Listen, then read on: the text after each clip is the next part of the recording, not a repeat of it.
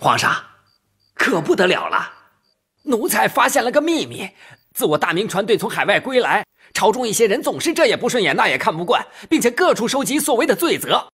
有人甚至目无王法，居然在背地里议论新政，说这都是皇上决意巡洋的恶果。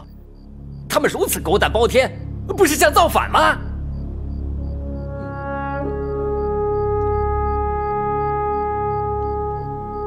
接着说。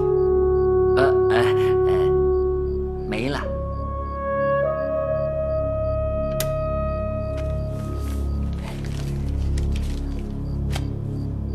多看，少言，慎行。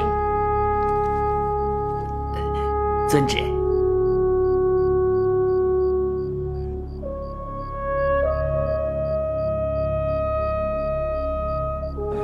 你看那边多热闹！汤圆儿，卖汤圆儿了。哟，我们吃点汤圆吧。汤圆儿。汤圆儿？哎，吃点吗？二位吃汤圆吗？哎呀，算了，走吧，走。一会儿去那边玩啊。哎呀，你怎么那么笨呢？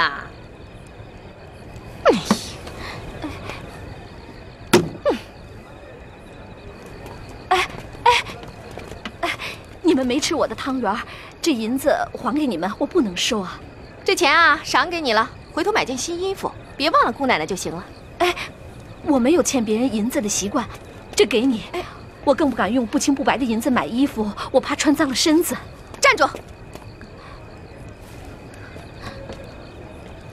这副寒酸相还敢顶撞我？姑奶奶告诉你，这年头手里有了钱说话才大声，否则像你这样的，哼，吃了上顿没下顿的，才是最丢人的呢。那只配喝姑奶奶的洗脚水。咱们走吧。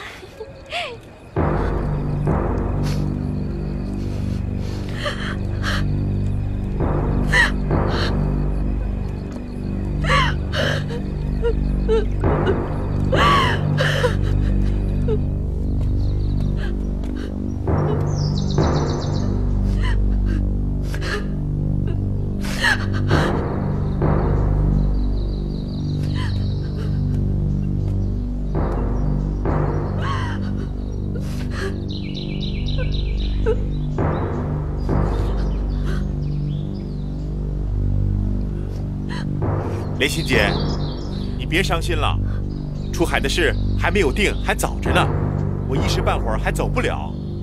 你快走吧，快出海吧，把这些乌七八糟的东西都带走。你要不把它们打扫干净，你就别回来了。出海，看你都从外头带回来些什么？这好好的京城都被你们搅和乱了。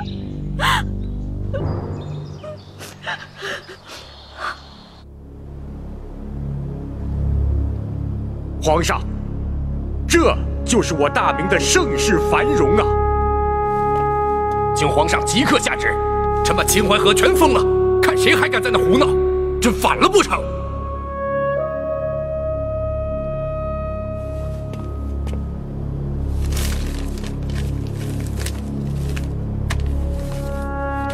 秦淮河上的花船虽说尚有历史渊源，但数日之内有增无减，恰是有目共睹的事实。有的官吏公然出入青楼，他们不仅损了自己的清德，更置国体于不顾，这恐怕是皇上不想看到的吧？世风日下，泥沙俱起，清朗的秦淮河上昏天黑地，虾睨之声不绝于耳。良家妇女不敢上街，闺阁之女关窗闭户。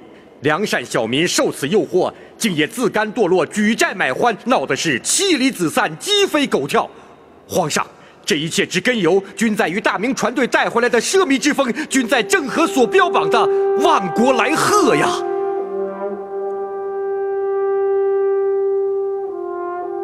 皇上，会同馆的各国贡使不下1000人，每日耗费的银子不下1000两，他们乐不思蜀，归程不定。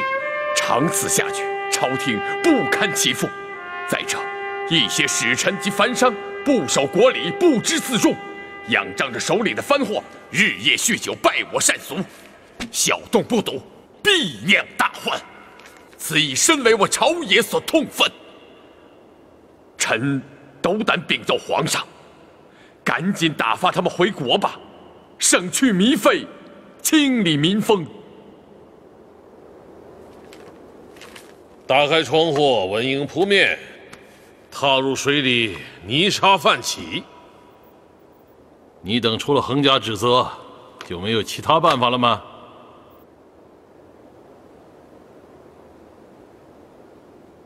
谁还有话说？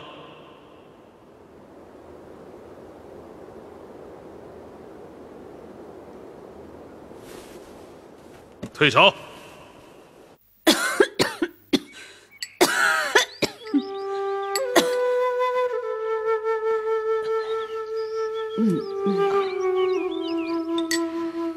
算了，不说了，省得让你烦心。这倒没事儿。中山脚下的一户人家，几个挺好的儿女，原来本本分分的，男耕女织，其乐融融。可现在，都跑到会同馆或秦淮河边乐得去赚钱，把一个生病的老娘扔在家里。你说现在这人怎么都变成这样了？哎呀，我是看不懂了。皇上要兴的永乐新政，难道就是只要银子不要廉耻？如果真如此，那则是应验了一句话：永乐朝纲常尽失，伦理尽丧。妙姐，姐累了，想睡一会儿。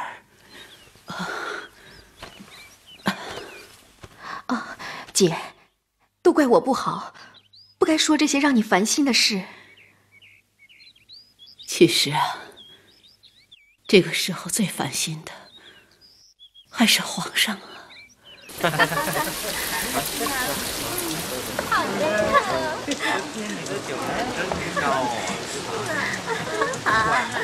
好景色啊！走啊！我再美也比不上你的脸美。哼，有什么可愁的？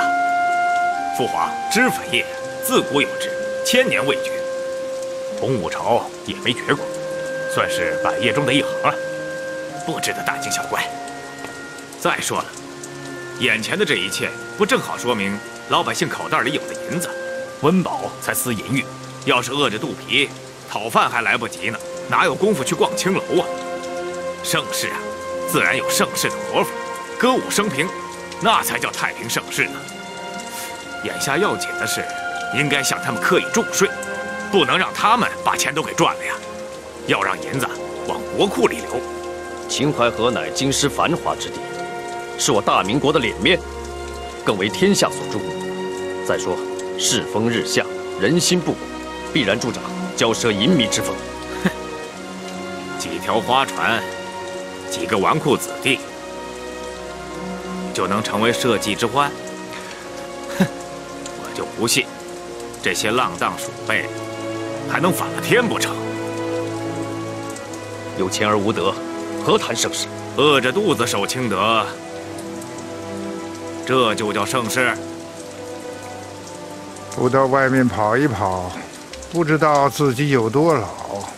太子与二皇子的话，让贫僧更感到老了。我俩说的话，大师都听见了，您怎么看？赞成也好，反对也罢，贫僧认为，其实你们两位已经把话说尽了。大师，出家人可不打诳语啊。皇上心中早有胜断，虽然没说出口，可已经谋划个8、9不离10了。啊，请大师明言。秦淮之乱虽然与船队归来无关，但京师重地，必肃纲纪。大师果然猜到了朕的心思。教化明则民风正，礼乐盛则天下兴。商纣之亡亡于淫乱，后唐之亡亡于奢靡，秦淮河上的风化定要整治，长此以往，误国害民。皇上是不是想要二皇子来处置此事？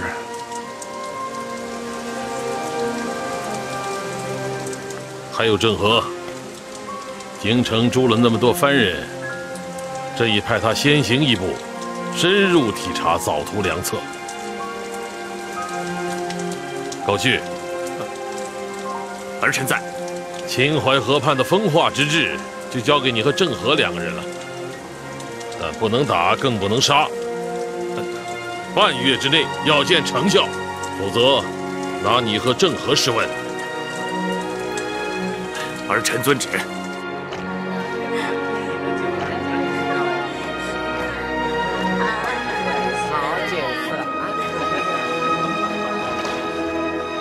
皇上这不是犯糊涂了吗？我说不该管吧，偏要让我管。太子他们恨得牙根痒痒，倒让他们躲得清些。哎，怎么办呢？你说。我没主意。我没主意行，你不能没有啊！你想让咱们俩一起挨骂是不是？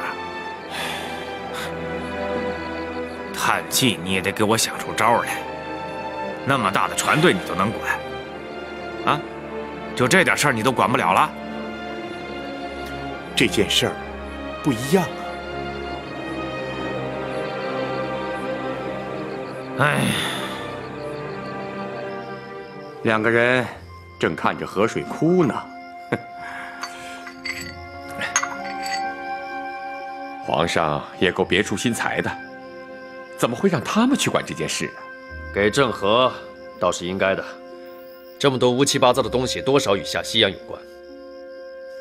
倒是高旭有点冤，以他的脾气，会把那些花船画舫由链子一拴，通通不准出行，也就算交差了。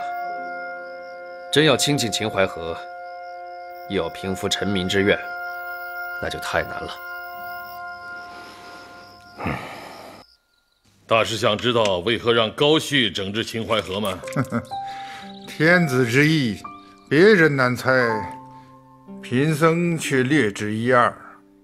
太子反对船队下西洋，皇上就偏让太子督办造船，筹集货物。汉王对秦淮之乱赞不绝口，那就活该让他出面整肃风化。高炽是朕的儿子，高旭也是朕的儿子，让他们办差历练也没什么不好。皇上其实也是别无良策，只是想抽身事外，等司隶元书之后再图破解。可又担心太子等人因小失大，伤了藩邦的友人，断了永乐中兴的大业，于是只好让二皇子做马前之卒，试探深浅。唉，可怜他一介武夫，怎么能有办法治理民风呢？贫僧是怕他露怯，让别人看了皇上的笑话。大师怎么知道他一定治不好呢？不是还有郑和吗？皇上这一手更狠，郑和眼下已成众矢之的，皇上又把他放到了风口浪尖之上。郑和在海外数年，的确大有长进。所谓青出于蓝而胜于蓝，说不定能想出比咱们更好的办法。皇上这一手虽妙，可也是一步险棋，要么是一子翻盘，要么是满盘皆输。哎，朕现在的确没有更好的办法，在没想明白之前就仓促出手，只能是事倍功半。所以啊，朕让小卒子先过河，说不准就能顶住大局。高旭虽然鲁莽，可好在他身上没捆着那么多清规戒律，让他冲锋陷阵吧。咱们闪在一边多看看听听，再想想。皇上，这可真叫做冷眼旁观，察浑浊呀！小红可要把客人招呼好啊！好，来喝呀！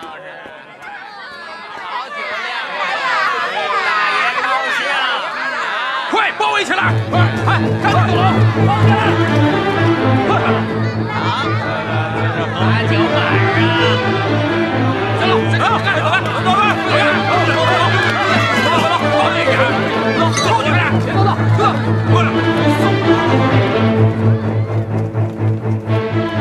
老鸨子呢？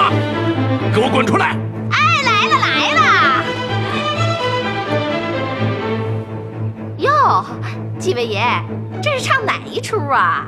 你给我听好了，从现在开始，你这个铺子就别开了，改个茶楼，开个饭馆，随你的便。哼，这玩笑可开得太大了吧？别看我这小小的宜春院里没有刀枪，没有护卫，但老娘也不是好惹的。6部9卿，老娘都有熟人。呸！我们爷要是咳嗽一嗓子，那个狗官都得尿裤子。哟，你以为你们是皇上啊？大胆！就凭你这句话，就该把你的舌头割下来喂狗。汉王殿下。啊，汉王殿下。老鸨子，你要是再敢在秦淮河边待上1天，本王就封了你的门，剁下你的头。殿下，谕旨上不是说不让杀人，不让？哦，对呀，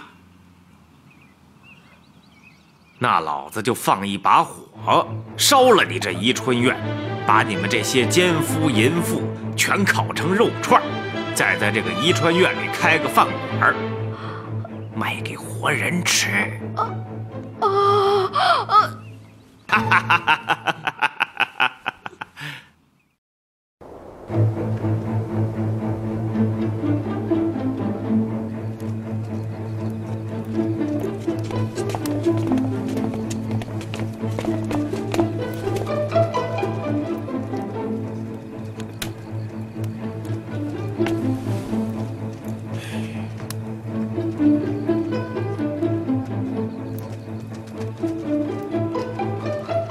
跟我走。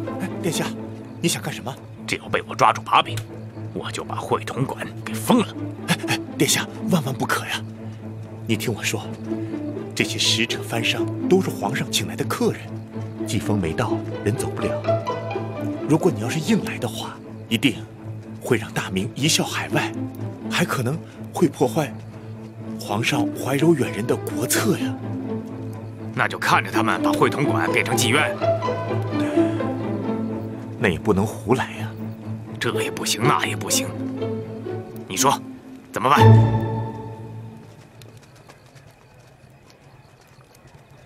哼，气死我了！堂堂汉王和你这个大明船队的统帅，竟然治理不好这京城的风气，你不觉得丢人啊？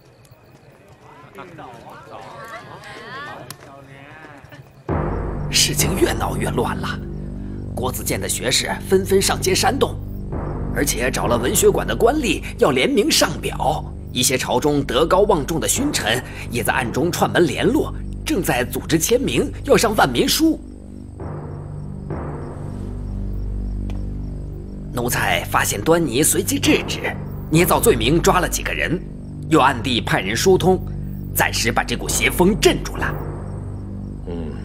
皇上赶紧让汉王和郑和拿出雷霆手段，加快整治，否则奴才这边就快顶不住了。下去吧。是。皇上，冰糖桂莲汤好了，皇上趁热喝了吧。给高须和郑和送过去。啊？让他们静静心，定定神。是。这乱子可是惹大了，就没有过不去的火焰山。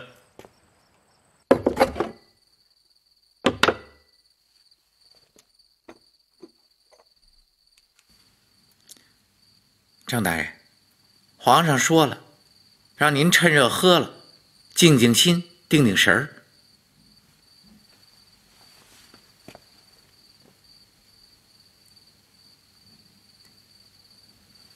谢皇上。来，郑大人，快快请起。那老奴这就回去复命了。公公请。啊，大人留步啊。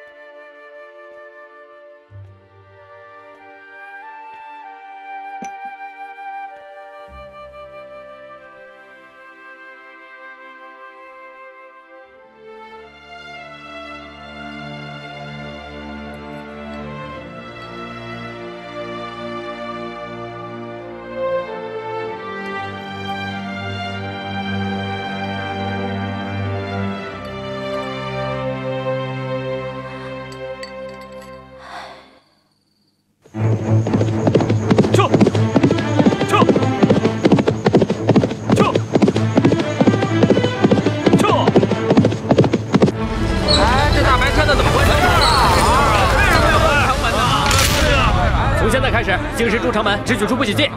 为什么？南方数省流行瘟疫，为了防止祸乱京师，军民染病，朝廷特下令关闭城门。走！皇上，皇上，什么事慌成这个样子？皇上，江南数省飞马来报，不明瘟疫大肆横行。妇孺老幼家畜家亲死伤无数，各省布政司纷纷告急，药品奇缺呀！啊！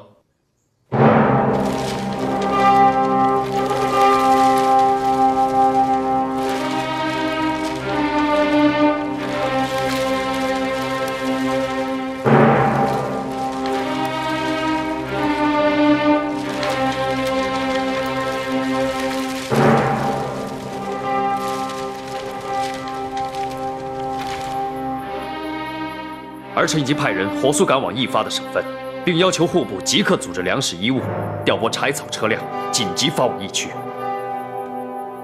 查清楚是什么病没有？还没有。此病一时难断，莫名发作又传染迅速。传旨，各省即刻召集郎中，速往疫区诊治。这个，哎呀，疫区已有接触过病人的郎中开始发病死亡。当地的郎中都视此病如洪水猛兽，或纷纷逃命，或借故推诿。能前往疫区的人实在是少而又少。那就让太医院分出一批太医来，赶紧派出去。太医可以派出去，可病因却无法查明，无从下药啊！哎呀，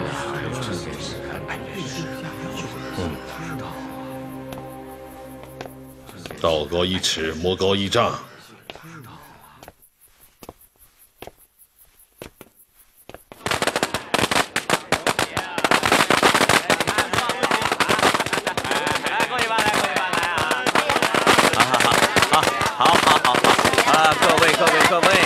各位父老乡亲，本药铺今天正式开张，父老乡亲们，在下裘广德，祖上世代为京城名医，江南瘟疫不足为惧，裘德药铺备有良药，药到病除，去灾消祸呀。哎，裘老板，这硫磺脑香不就是郑和船队带回来的番货吗？哎，怎么能治得了大明的瘟疫呢？是啊。哎，天下万物皆通，病理药理亦然。西洋番药在我大明用的虽少，可是疗效奇佳。不信，各位可以买些回去试试，不就知道了。我说裘老板，你铺子里的硫磺怎么卖得这么贵啊？是啊，裘老板，你的心也太黑了。你这不是大发国难财吗？可我当时是卖了房子卖了地，才买下这些硫磺脑香。我被多少人骂成了没病找病、疯癫痴呆，老婆孩子回了娘家一去不归，债主天天逼债，逼得我差点没投河上吊啊！我容易吗？不赚点钱，我凭什么？我图的是什么呀？是啊，总不能再按原价买人家裘老板的硫磺脑香，那不是麻子进门坑人到家了吗？是啊，就是啊，狗屁！老板他，我家里有病人急等着用药救命，他裘广德在这赚黑心钱，到底谁坑谁啊？啊，还求得药铺，求个屁得，简直坑人！嗨，缺德！诸位，在下开的是药铺，做的是生意。不是益善堂，更不是工人吵架的地方。在下囤积的硫磺脑香虽多，可是江南瘟疫的患者更多，已有数省郎中从在下之处进货。我铺子里的存货可是不多了啊！啊，快，我们快买吧！那么多了，买吧，走。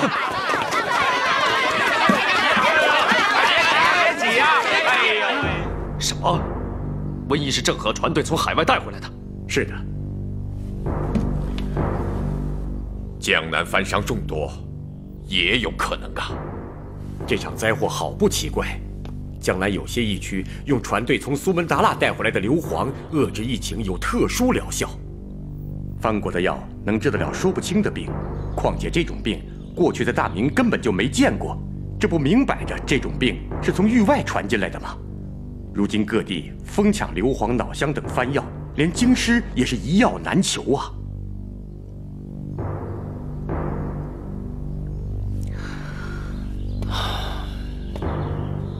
那现在还有谁的手里有硫磺等番货？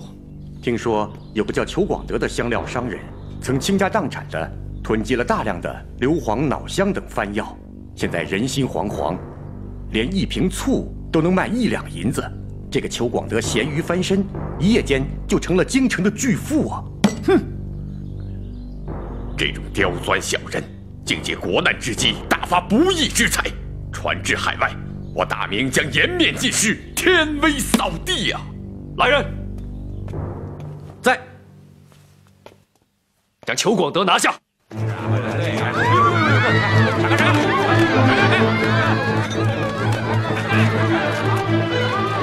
谁是裘广德？在下裘广德，列位军爷，因何事大动干戈呀？带走，走！哎！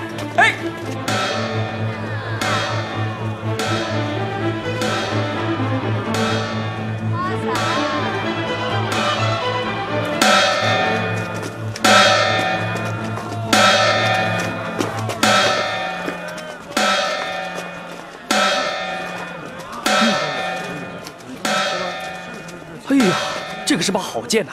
这件事不错。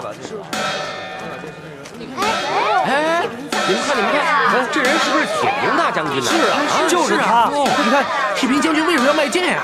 各位客官，请赏脸，看一看这无价之宝功德剑。只因家中无米，口中无食，今日铁平要当街贱卖。太祖爷御赐的天子剑，卖剑了，贱卖了，功德剑贱卖了，太祖爷御赐的宝物贱卖了，1个大钱就卖。听说铁平将军当年曾经多次救过太祖的命，太祖就把随身的宝物赏给了他，等于免了他一辈子的死罪。好大的尊崇啊！只要铁将军拿着这口剑，大明的后继天子都不能治他的死罪。这无价的宝物，铁将军为什么要卖了它呢？肯定是出了什么大事。哎，过去看看。哦，走。这，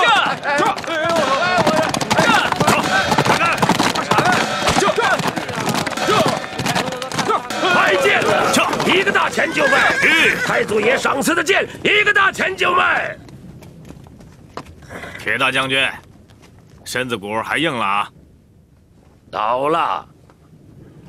败朽之身如同行尸走肉，白白浪费了朝廷的俸禄。哎，不会吧？这可是我皇爷爷亲赐的宝物啊！不愧是皇家的子孙，自己家里的东西还能认得出来。你别倚老卖老，连太祖所赐的功德剑，你都敢拿到街上来叫卖，成何体统？哼！你们还想怎么样？哼！老夫今天不仅要卖剑，还要外带着卖这颗脑袋。卖剑了，功德剑便宜了，1个大钱就卖；卖功德剑了，便宜卖了，1个大钱就卖。当街贱卖，太祖爷御赐的功德剑，贱卖了，1个大钱就卖。让他去卖，让他去吆喝，谁也甭去劝他。他不是要往朕脸上抹黑吗？去的人越多，越等于给他垫了场子。父皇，秦淮之乱尚未治理干净，南方又起瘟疫，不法商人借机囤积居奇，大发不义之财。前有国子监生员羞辱礼乐，败坏国体，如今铁平又……父皇，别再心慈手软了，如此下去，还不知道要出什么乱子呢。皇上，微臣以为应即刻关闭会同馆，遣散藩商，国人凡与之交易即可羁押，交3法司治罪。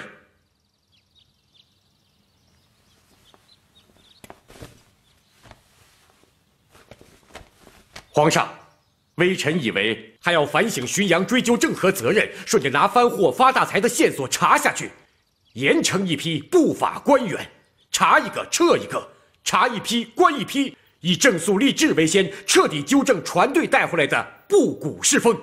臣等附议。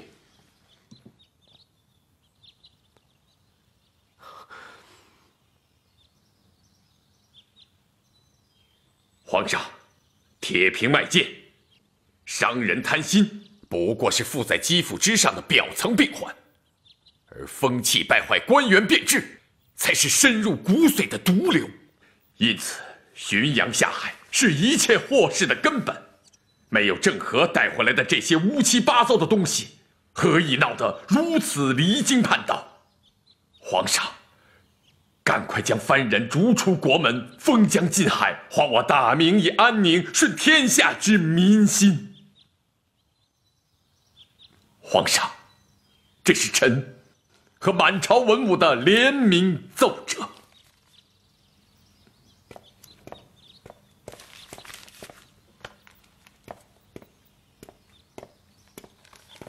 夏元吉，臣在。朕不阅了，也不批了，把你们的奏折都转给郑和吧。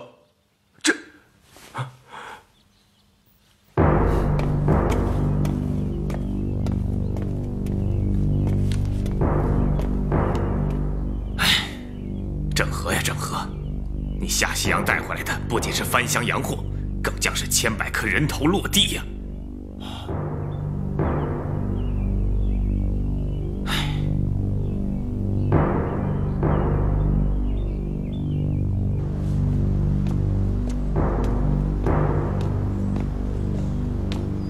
王公公，怎么了？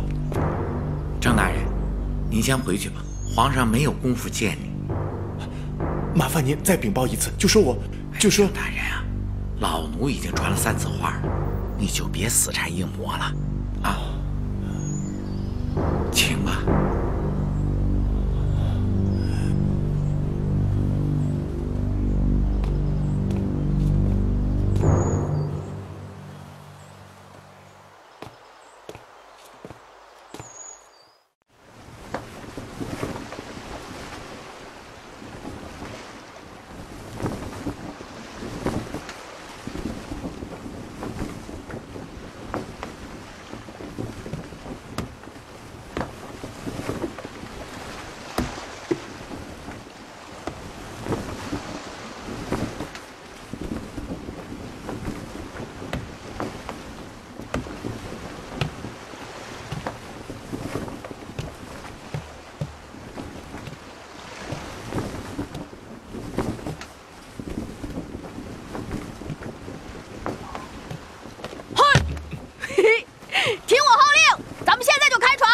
我给你扯帆，给你摇橹，给你导航，给你当副使。快点起来啊！起来，不许偷懒，不许睡觉。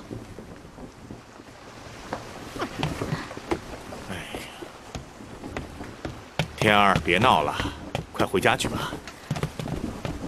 我娘让你跟我一块儿回去。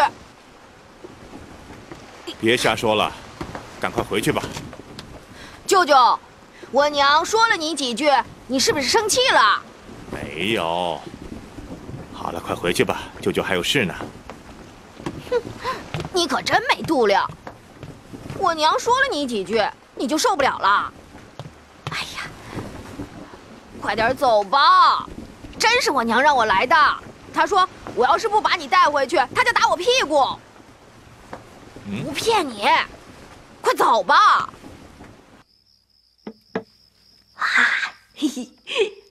别动！舅舅，咱们吃完了到秦淮河那玩去吧，那儿可热闹了。你为什么好几天不回来啊？外面的事情多，我不想连累你们。你不回来就没事了？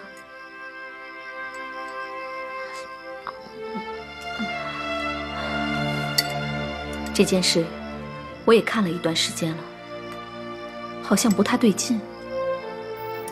大臣们不停地上奏章，老百姓也都说你的坏话，怎么这么异口同声呢？我总觉得这是有人想利用这件事做文章。他们想做就做吧，反正我是没什么可说的了，说了也没人听。我告诉你，皇上把大臣们联名的奏折给我看了，什么也没批。皇上都无话可说，我还能说什么呢？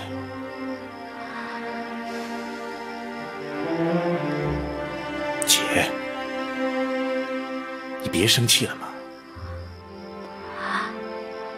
我不是生气，我是觉得你一个人在船上，孤孤单单的，连一个说话的人都没有，万一憋出什么病来。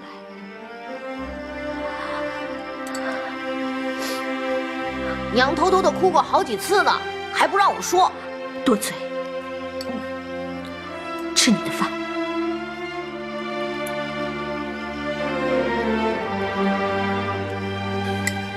郑大人，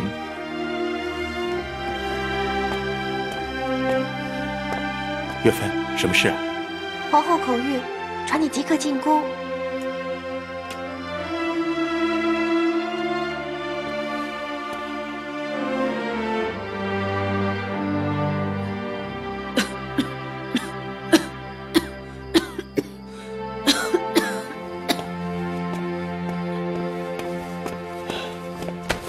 微臣郑和给皇后娘娘请安。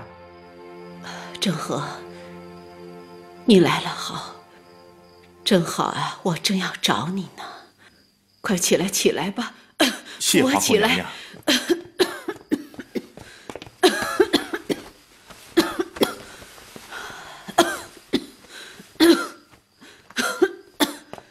娘娘，你没事吧？郑和也是时刻挂念着皇后娘娘。前些日子听说娘娘日渐康复了，臣和莲心姐都高兴得不得了。为什么现在？哎，都是微臣惹的祸。郑和，你可千万不能趴下。还记得你小的时候我对你说过的话吗？男子汉大丈夫，不仅要吃得了苦，还得要受得了委屈。你不仅要撑得起自己的脊梁，还要撑得起这个家。啊！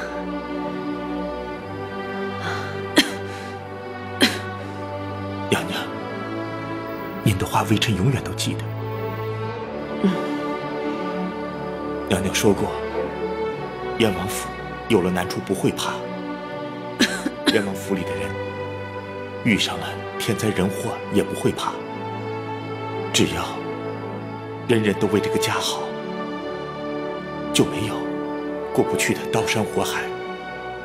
只要有人能够舍身取义，忠心救主，这个家就不会散。还说，这个家里的人一定会有出头之日的。对，都对。哎，坐，快坐呀！快坐，快坐。娘娘，坐呀！是。坐。郑和呀，下西洋是永乐新政的头等大事，皇上还有很多大事等着你做呢。微臣明白。还有，我想求你一件事。娘娘千万不要这样说，有什么事您尽管吩咐吧。我听说，海外有个西兰山国，是千年佛地。相传佛祖释迦牟尼有神圣之物留在那儿，香火特别旺。是啊，西兰山国一直供奉着2颗佛牙，被封为国宝。我听说那佛牙可是灵验了，上可护佑皇朝国脉，下可医治人间的疾苦。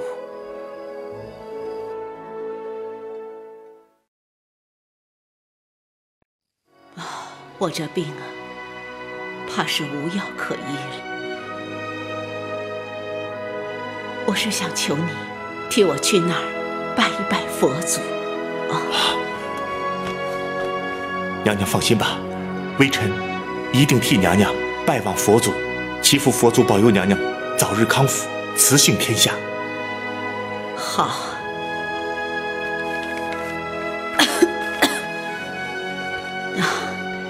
你把这个带着，带好，记住，到了佛祖面前再拆开，要当着佛祖的面替我把话说了啊。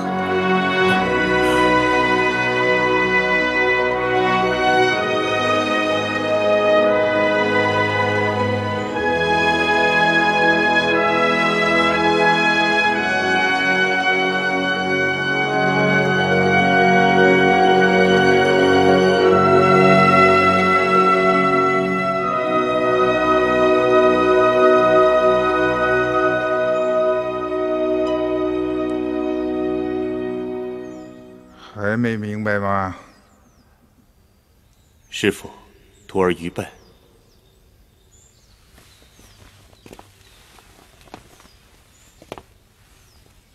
你悟到了什么？皇后娘娘慈孝为先，母仪天下，如今却重病缠身，徒儿理当去西兰山，为她焚香拜佛，祈求增寿。错。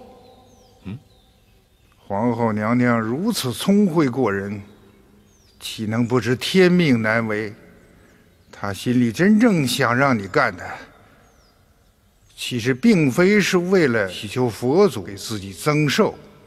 那皇后是为了什么？为了你。为我？皇后是在用自己的病推了你一掌。推我？她是想用自己的威望力排众议，他是想用拜佛去病的理由给你开路，他是让你继续带领大明船队走出国门，他是盼望航海巡洋和永乐中兴的大业一贯到底。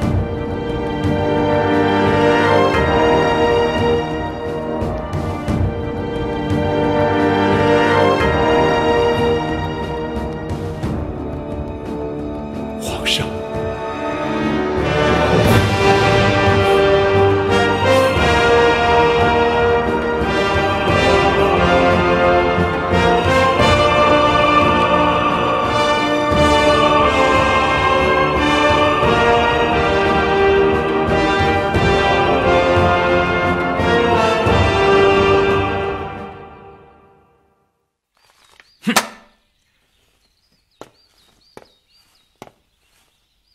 传令，带上50个精壮护卫，把文学馆给老子围了。本王要刨他们的牢底，拿出造谣生事者，再顺藤摸瓜挖出朝中的根子，把那些无事生非的官员一起拿下。我倒要看看谁再敢造谣生事。遵令。慢着，汉王，此时万万不可操怯呀！你就能眼看着他们往你脑袋上拉屎，给咱们大明的天威抹黑吗？替君父分忧，正合死而无憾。你能忍，老子可不能忍。走！不可，小不忍则乱大谋，你会给皇上惹下大祸的。各位将军，你们先下去吧。遵令。散布流言虽然不易，但人数众多，汉王如果全部拘押，各衙门都将陷于瘫痪。皇上的旨意，谁来领？朝廷的日常公务，谁来办？在开海通洋之时发生滥捕错杀，更会人人自危。此事传到海外诸国，不仅会贻笑天下，还会使朝廷陷于内外交困。如此一来，皇上的巡洋之策只能废止，永乐新政将天威扫地，片瓦不存。这正是别有用心的人求之不得的结果呀！可由着他们这样折腾下去，什么时候是个头啊？汉王有所不知，藩国来朝纳贡，必须要赶在每年的夏季，而自大明出海，则要等到冬末春初。此因传令必须借助季风所致。这批藩客使臣滞留大明，少说还要数月。我等要想把皇上的巡洋之策进行下去，就要从长计议。除了要使藩客受到礼遇，得到利益，更要让他们有事可做，有道可学，让藩邦使者真心向化，修身敬德，才是皇上礼遇万邦、责备天下的宗旨啊！哎呀，这些化外土著、蛮荒异客，能教他们什么呀？有人为什么会去逛那花街柳巷？因为大明官民对他们敬而远之，心生隔膜，而卖笑者唯利是图，是他们最容易接近的人。其实他们心里真正想结识的，还是大明的百姓。百姓？对。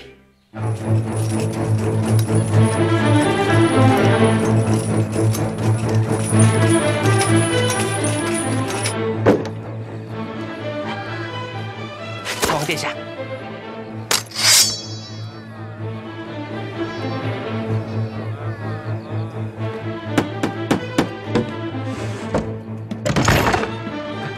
大人，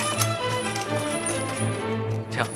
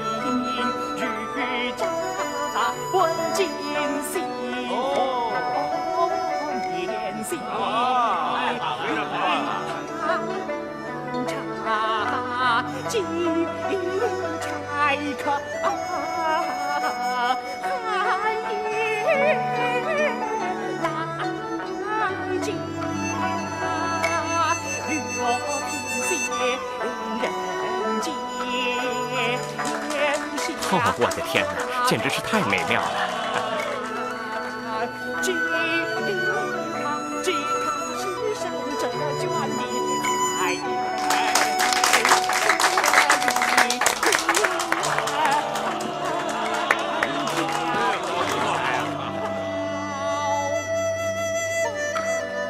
哦，错了，你刚才的姿势不对，毛笔是这样拿的，来，要把笔握直了。对，来，这样写，再试一试。这样。好。这样。对。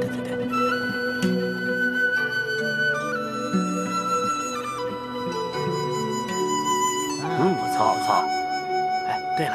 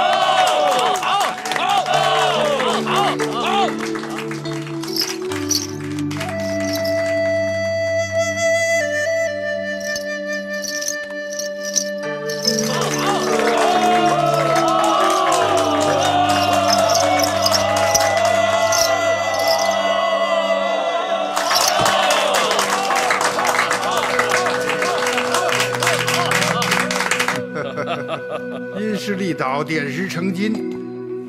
郑和这小子真是被逼出了绝招啊！关键是“赌不如输”这4个字，点破了朕的思路啊！郑和回航，把大明的一潭死水掀起个大浪，毁誉参半，泥沙俱起。夏西洋虽然破了戒律，树了新风，但是各种应对之策思虑不周，一时还远未成熟啊。从藩货折凤到七日贸易，从秦淮之乱到谋取暴利，表面看是打开国门、放开胸襟之后的产物，是为大明发展所必然。皇上不是说要适时而变吗？如今小卒子过河顶了大用，皇上正好可以借此机遇大展宏图，用秦淮之乱整世事民风，以礼乐之兴图天下大治。郑和带回来这一时之困，正是上天赐予大明的机遇。朕要借此整顿吏治，推行教化，养厚德以载物，崇儒学以兴国。皇上要开古往今来之先河，要让大明变法图强，再创盛世，就必须要高屋建瓴。我中华上下5000年，圣贤典章无数，只要去粗取精，去伪存真，必然会扬善去恶，正本清源。大明敞开大门俯瞰天下的国策永远不变。郑和下西洋不能到此为止啊，还要让他访遍万邦，走得更远。大明不仅要航海，还要治礼乐，兴天道，提升国力与教化之风，朕要双向并举。下西洋的宝船回航之后，出了不少新鲜事儿，你们没见过，朕也没碰到过。今天早朝，让商人裘广德、书生柳如明、大将军铁平一起上殿，就是想先听听他们怎么说，再和众爱卿议议这些事情啊，到底该如何处置。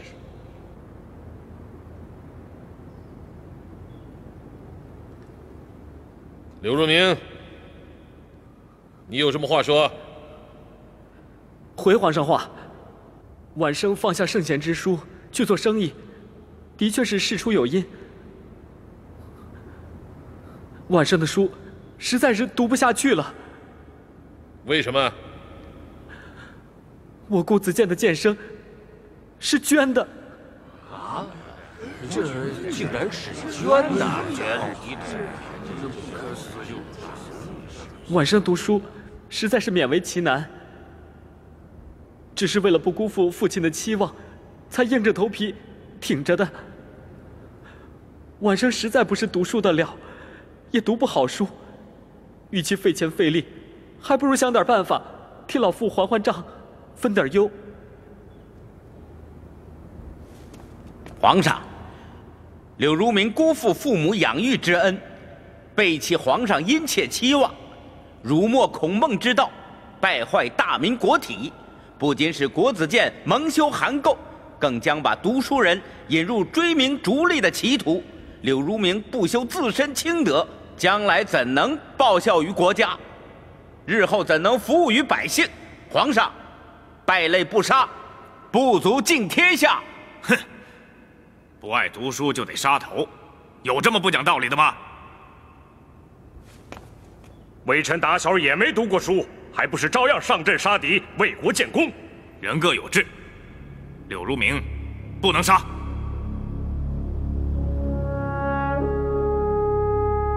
你们都说完了？是。柳如明，你家中有难，为什么不报告学监，或者想别的办法解决家中困境？晚上惭愧，辜负皇上圣恩。本来捐躯荐生，已经让老父费尽心血，再用朝廷的钱解困，晚上实在是无地自容。前些日子，老父犯病，家中告急，正好赶上皇上开了7日贸易，于是小试身手，没想到还真赚了一笔。你是儒生学士，当以读书为本，舍本逐末，正说明你不是个读书的材料。国子监你是不能再去了，不能由着你辱没了圣贤之地。从即日起，将你从国子监除名。不过话又说回来了，你想着替父还债，说明你良心未泯，孝心可嘉。你想做生意，朕成全你。你到市舶司去听差吧。皇上怎么能如此？哎呀，皇上，柳如明论罪当诛，怎可为官呢？皇上，读书为的是什么呀？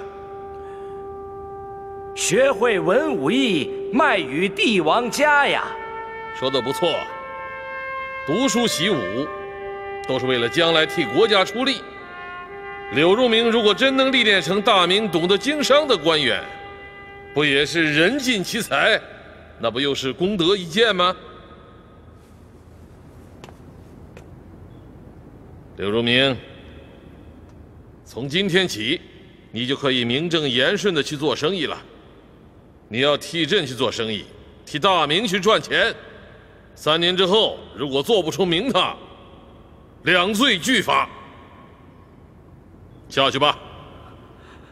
谢皇上再造之恩。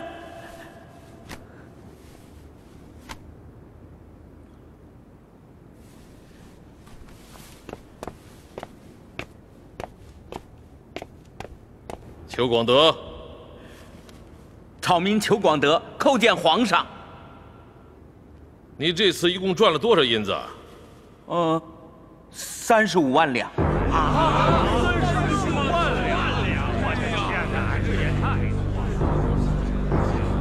如果正常买卖，你应该赚多少银子？不足1万两。皇上，江南瘟疫肆虐，官民死伤无数。裘广德祖上世代行医，本应挺身而出，行扁鹊、华佗之功，救黎民百姓于危难。可他却借国难之机，敛不义之财，天良丧尽，罪必当诛。皇上饶命！皇上饶命啊！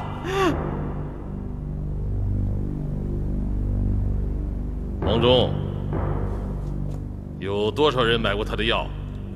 回皇上，通过清查药铺的账单，发现有7500多人买过他的药。有多少人吃了他的药活了下来？7300多人，有100多人没治好，死了。裘广德囤积居奇，赚了35万两银子，同时呢又救了7300条人命，该杀该奖，如何处置啊？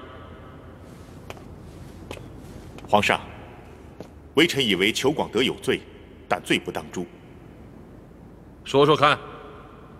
皇上，裘广德卖房卖地，大肆举债囤积硫磺、脑香之时，那些东西还摆在货场上，无人问津。既然裘广德是商贾，囤积奇货待价而沽，也在情理之中。而正是裘广德囤积的大量海外硫磺、脑香，成了医治瘟疫的特效药材，救了黎民百姓，也解了国家之难。然而，裘广德借危难之机发财，确实令人发指。请皇上罚没其家产，让其永世不得为商。皇上，裘广德不仅该杀，更该千刀万剐。哪怕他只赚了1两黑心银子，救了10万条性命，也该杀。理由呢？皇上，性命事小，气节事大，冻死迎风站，这才是高风亮节。宁可饿死，也不能碰饥来之食啊！这才是华夏文明的典范。冻死迎风站，朕问你，瘟疫当头，哪个王公大臣的家里因为买不起药而死了人？夸夸其谈。视人命如草芥，人心冷似铁。吃饱了喝足了，还要用别人的血、别人的命去成就所谓的典范。你们脑子里的这把刀子，已经要了多少人的命？朕是天下君父，朕不能看着百姓之水火而不救。百姓的生死就是朕的天，朕不能拿百姓的性命去搏所谓的清明。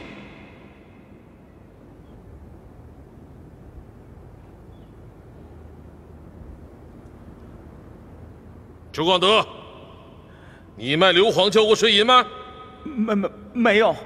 你做买卖没有错，治病救民也是积德。但是你应该知道，做买卖就应该交税，而且对你这种投机取巧、囤积居奇者，更该可以重税。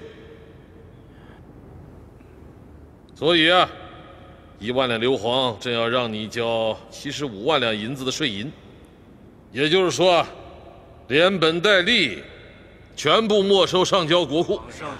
皇上，您还是赐草民一死吧，银子全部上交，草民想活也活不了了。你用不着可怜巴巴的哭穷，你的家底儿朕都清楚着呢。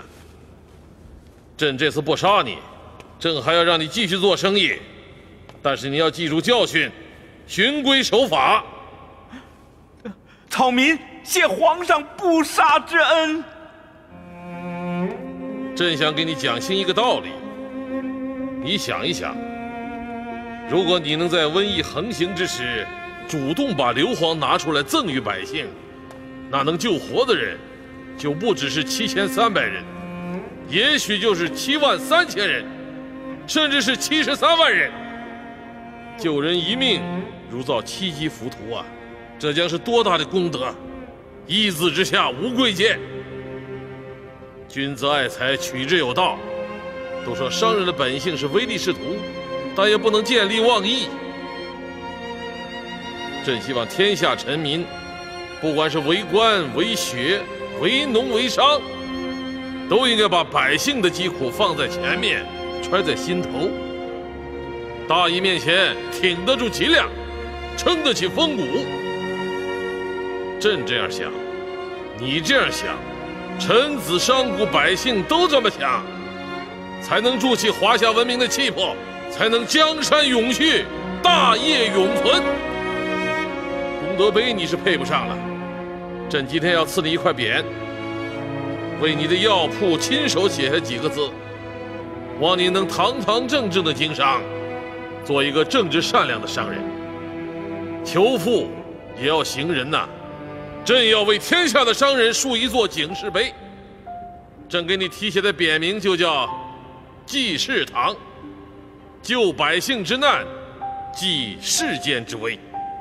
草民谨遵皇上教诲，谢皇上再造之恩。你下去吧。谢皇上。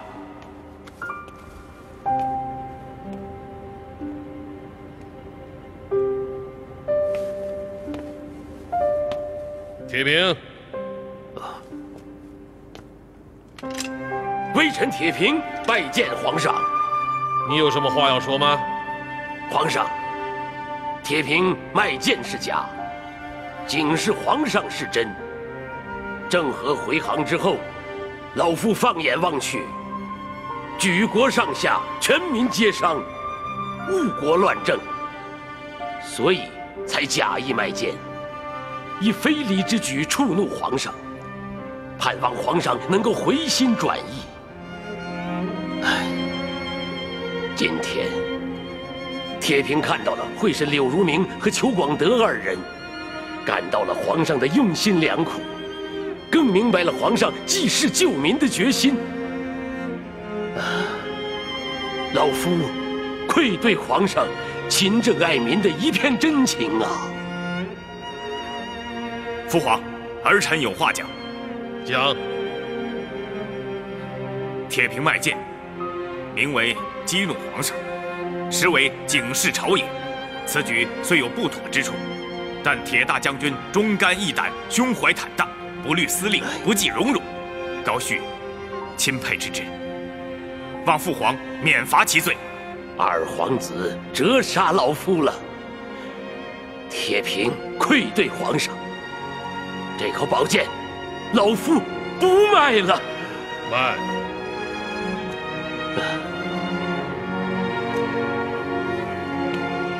铁老将军，请你上来。我？对，朕让你走上丹壁，直面天下。朕有几句话要跟你说。皇上，铁平万死不敢从命啊！王忠，把铁老将军搀扶上来。是。哎呀，这王公公，你可求求情，这我实在是……你快请！哎呀，这不行啊！快请，快请，快请！铁老将军，大家都再熟悉不过了。哎呀，臣不敢呐！三朝老臣以天下为己任，他把大明的江山社稷都当作自己的事。朕要奖赏他直言面君，舍命上谏。皇上，微臣老而昏聩，有负圣恩，恳请皇上别再让老臣无地自容了，就让老臣下去吧。等等，你的剑给朕看看。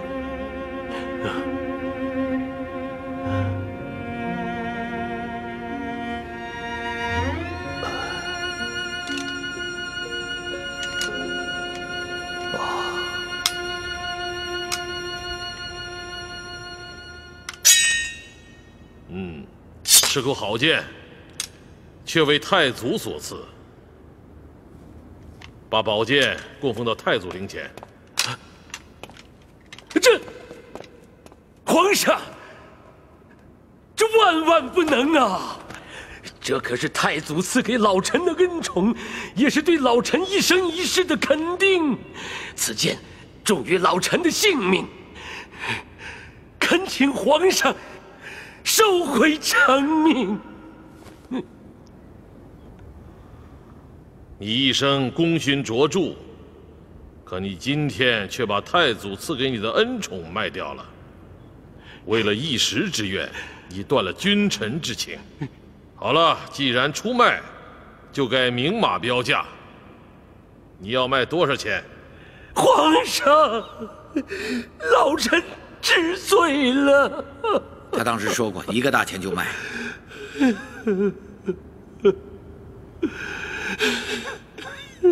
郑和，微臣在。你跟藩人之间做生意，最讲的是什么？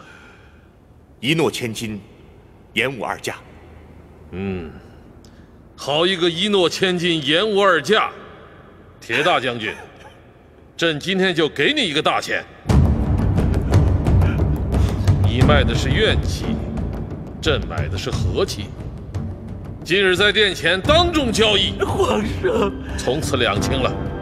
皇上，老臣知罪了，老臣知罪了呀，皇上。皇上。郑和，在。送铁大将军回府吧。是。皇上，皇上，皇上，老臣知罪了，皇上，皇上，老臣知罪了，皇上，皇上，皇上，老臣知罪了，皇上啊！老臣知罪了，皇上。众卿应该明白，君无戏言，为臣者更不要意气用事。君臣一心，才能和衷共济，共创大业。大明要发展，百姓要富裕，仓廪足才能知礼节。而要真正衣食无忧，社会和谐，还要确保礼乐不能崩塌。礼者，治国之计；乐者，人之情理。自古帝王，治礼以顺天下，作乐以和民族。非礼则纲纪无以兴立，非乐则人欲无以节制。国家聚财没有错，百姓逐利也没有错，但要知天命，还要修德行。为此，有天道而为之，言行必信，政教必立；有道德而守之，喜怒必恭，赏罚必行。教化自古为国之命脉，强国不可以废礼，富民不可以弃德。帝王为生民之主，孔子立生民之道，敬天理儒，方能参天地，赞教化，明王道之廉耻。让生民各安其分，使社稷合乎天道。朕诏谕天下学子，成天下之才，治天下之治，明孔子之理，修万世之德，弘圣人之道，正天下民心。打开门窗，飞进文英，踏入水里，泥沙泛起。然而，朕绝不会因噎废食，重新关闭门户。朕希望大明船队乘风破浪，能把天朝的邦交之策带向四海。朕要把礼于万邦的巡洋之举一贯到底，始终不渝。不经风雨，哪有九天泥霞？没有雷霆，谁壮肝胆魂魄？不去寻访万国，安能共享天下太平？出使西洋，并非一国之力，实为振兴四方。交友不论贫富贵贱，睦邻不分大小强弱。富载之内，日月所照，其人民老少，皆使之生有其田，居有定所。今遣郑和哺育朕意，四海万国，理顺天道，勤政爱民，尊礼敬德。尔等此去，切忌平等待人，学人之长，补己之短，弘扬大明风范，恩泽四海。皇上圣明。这就好。在海外，你们的一举一动、一言一行，都代表着大明朝廷，不能有丝毫的懈怠。微臣谨记在心。朕祝你们一帆风顺，鹏程万里。舅舅，舅舅，舅舅，舅舅，舅舅！我看这是什么时候？冒犯天威是死罪，快跪下叩见皇上。哦。郑和，在。这就是宋天吧？回皇上，正是宋天。天儿，快回家去啊！回家去，快！不，我要出海，我不回家。小小年纪也要出海？皇上，皇上，这孩子总是缠着微臣，非要跟着出海不可。请皇上为宋天做主。瞧这倔强劲儿，一看就是连心的儿子。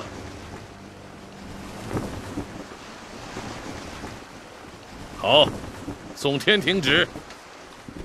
好。朕特赐你为水师百户官，任宝船2等旗官，随国事总兵官郑和巡视西洋。臣宋天谢皇上隆恩。微臣叩谢皇上。都起来吧。哎，我是来朝郑大人的。哎，我要见郑大人。宋天，你得记住，你是奉旨出海，在海上，郑和是你的舅舅，更是你的统帅。臣记住了。启禀皇上，有个妇人说要见郑大人。皇上，今日是出海巡洋的日子，若有妇人登船，恐怕……朕能让郑和做国史总兵官，难道还怕一个妇人把朕的宝船翻了不成？朕就不信这个邪！你们忙去吧。是，皇上。连心，来，上来。皇上，皇上，皇上，皇上，奴婢不想让宋天出海。起来吧。连心，宋天的心已经在海上了，想拦也拦不住。朕看出来了，宋天小小年纪，胆识过人，将来必成大事。皇上，郑和当朝为官，是皇上的臣子，奴婢管不了。皇上，奴婢只求皇上收回成命，不要让宋天出海。姐。连心，如果你早来片刻，朕也许会依你。可现在朕已下旨了，你该知道，君无戏言呐。皇上，皇上，皇上，皇上！哎，连心，宋田，陪你娘到处转一转。娘，我陪您去看船。孩子，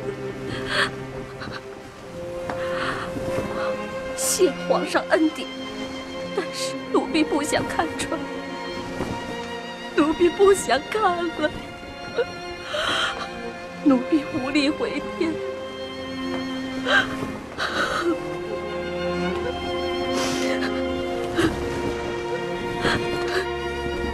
只盼望你们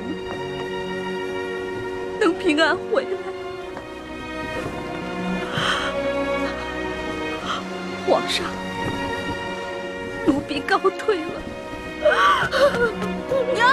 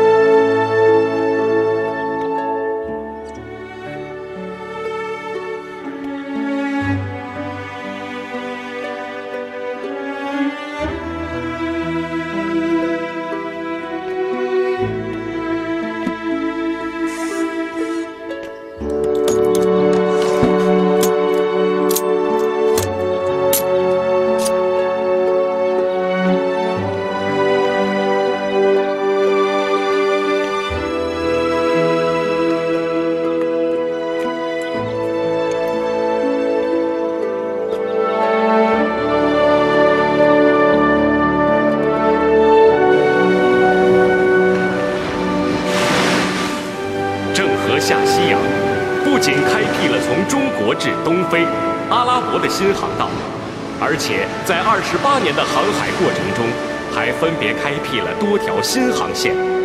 这种航海探险的精神，不仅在中国航海史上创下纪录，而且对后人在太平洋、印度洋的远航应取什么航道影响也很大。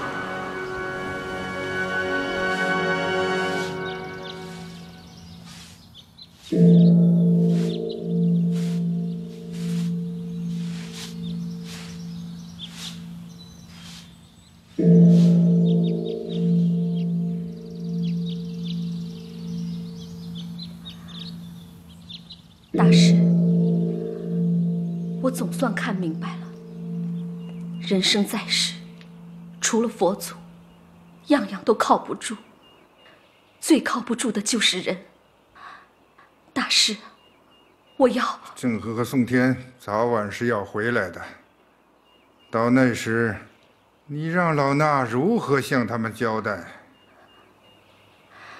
大师啊，我心已定，只想了却尘缘，皈依佛祖。